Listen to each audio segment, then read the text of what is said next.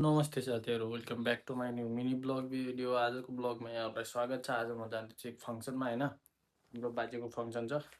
अब म चाहिँ कपडा लगाएर रेडी भएर जान्छु एकैछिनमा।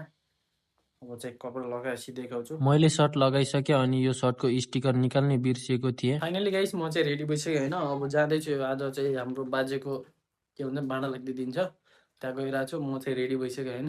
मेरो छोरोलाई हाई गर भन्छु, छोरो भने हेरेको हेरी भयो। यसलाई चाहिँ शरम लागिरहेको के हो। म चाहिँ फाइनली पुगिसकेँ। दाजुले यहाँ चिकन बनाइरहेछन्। म चाहिँ बाजेको फङ्सनमा गएको थिएँ अनि बिल्डिङबाट सेटले फोन गर्यो, अर्जेन्ट काम छ भनेर बोलायो। मैले आउनु पर्यो किनभने बिल्डिङमा मोटर चलिरहेको थियो नि त, त्यही भएर मैले छिटो आउनु पर्यो। र 3 दिन भयो साथीहरू, हैदराबादमा पानी यस्तो आइरहेछ नि, यता पुरै पानी पानी भइरहेछ। मैले त्यो मोटर जलेको भिडियो सुट गर्न पाइनँ किनभने छोरोले फोनमा कार्टुन हेरिरहेको थियो। अनि साथीहरू कतिपय मान्छेहरूले भन्ने गर्छन् यस्तो भिडियो किन बनाउनु पर्यो, तर मैले सबैको कुरालाई इग्नोर गरेर म आफ्नो काममा फोकस गर्छु। सो साथीहरू कस्तो लाग्छ मेरो ब्लग भिडियो हेरेर सबैजनाले माया गरिदिनु होला भन्न चाहन्छु। आजको मिनी ब्लग चाहिँ यति नै। मिल्नेछु फेरि अर्को मिनी ब्लगमा। अब यसको पारा चाहिँ यहाँ यसरी बसिदिइरह।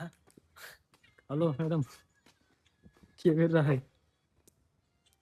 अब यसले मोबाइलमा चाहिँ यस्तै बिजी छ, मोबाइल हेरेर बसिदिन्छन्। वाचम्यानहरू चाहिँ यस्तो पारामा बसेपछि अब सिटबाडीले ल्याङ ल्याङ नगर्ने त कुरै भएन नि त होइन।